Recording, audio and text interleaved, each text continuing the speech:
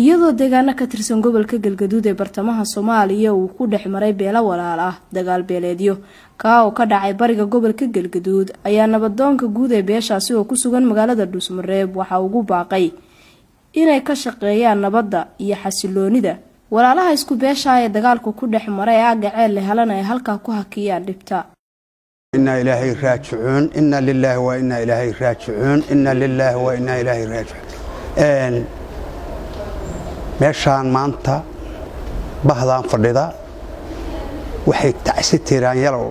dirayaan dhibaatadii shala ka dhacday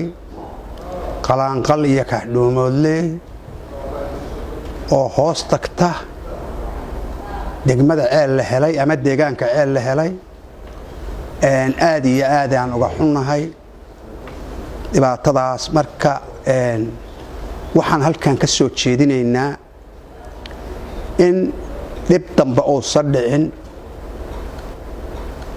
ayaan baaqo inna lillahi wa inna ilaahi raaji'uun marka hore waxaan tacsi ka dirayaa dadkii halkaas ku dhintay oo ku baaba'ay ayagana ilaahay dambi dhaaf ha siiyo dadka ehelkaana samar iyo iimaan Allah naga siiyo nafteenna iyo nafta kaleba intaasan tacsi ugu diraynaa waxaan leenahay walaalayaal meesha la yiraahdo qalaanqal iyo kaxdhoomoodley raggii ku dhintay xalay iyo shalay waa aqligu ma shaqayn war adinkaa wada dhashay war ehelaad tihiin war adinkaa isku dhan war geerinimaa ku dhinteen ninkuma dhasho inna lillahi wa inna ilaihi raaji'uun intii dhimantay Allah u naxariisto intii dhimantay Allah u naxariisto inta nool badbaado iyo nabadgelyo Allah siiyo ilaahay saasan ka baryaynaa waxaan u soo jeedaynaa beesha Maxamuud Hiraab ugaasyada salaadiinta culumada waxgaradka dhalinyarada dhammaan inay ka qayb qaataan arintaas fool xumada ah oo sharaf darrada ah oo geerida xanuun kale ah inay ka qaataan oo ka ficil qaataan maanta soo gurmadaan ilaahayna ayagana dambi dhaaf ka siiyo masaaliix qayr qabtana Allah keeno walaalaha Maxamuud Hiraab saasan ugu mataqaanaa ku booriyeynaa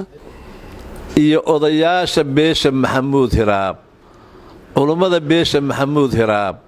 waxgaradka beesha Maxamuud Hiraab inta meesha joogta oo xukunta oo hadda maanta ay gacantooda ku jirto nimankaas oo maxaa tilaadahay halka xukunkooda dhex yaalo si degdeg ah arintaas waxa looga qabto si degdeg ah arintaas loo dhax galo si degdeg ah ilaahay weyn ku guuleynaya inaysan mid damba dhicin si ilaahay kuwii arintaa geystana sharciga islaamka hal la mariyo gacanta lagu soo dhigo meel ay galaanba alla soo qabto wax la deysan kara ma ahan wax laga raali noqon kara ma ahan meel kasto ay galaanba haday dhex galaan xaaladooda nimanka meesha wadanka joognana waa la qabanayaa haday joogaan meesha wax ku dileena ma la sii day karo nimankaas